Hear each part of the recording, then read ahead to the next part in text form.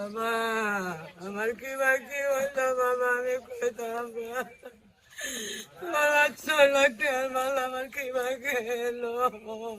দুগ্ধজাত গাভী ও ৩টি ছাগল জীবন্ত পুড়ে মারা গেছে। এ ঘটনায় আরও ৩টি গরু মারাত্মকভাবে দগ্ধ হয়েছে। রোজ বুধবার ১৩ মে দিবাগত রাত ২:৩০টার দিকে উপজেলার গড়াডোবা ইউনিয়নের গারুন্দিয়া গ্রামে এ দুর্ঘটনা ঘটে।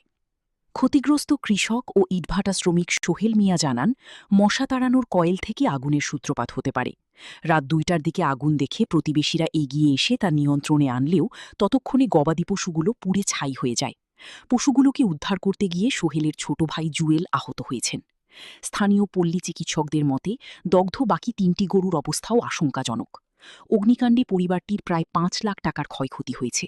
এই সম্বল হারিয়ে বর্তমানে দিশেহারা হয়ে পড়েছে শ্রমিক সোহেল মিয়ার পরিবার। আমি যখন রাত্রে প্রায় ২:৩০টার দিক দিয়ে বাড়িতে এই পুকুর পাড়ে আসি, তখন দুজন লোক দূরে যায় আমাকে আনার জন্য।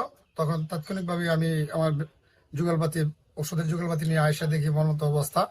2টা গরু টাইট মারা গেছে, 2টা খাসি মারা গেছে, আর 2টা বাছুর এবং একটা বড় গাভী অবস্থা খুব গুরুত্বপূর্ণ, যে চিকিৎসা দেওয়ার পরে তাদের নিরাপত্তা দিতে পারছি না।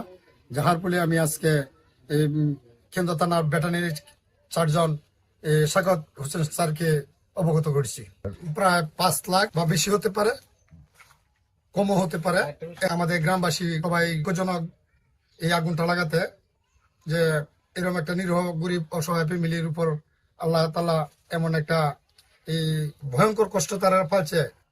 আমরা চাই যে বাংলাদেশ সরকারের অবদানে যাতে তারা আর্থিক সহায়তা পেয়ে তারা বেঁচে থাকতে পারে। এই ফান্ডটাই ছিল তার একমাত্র সম্ভব।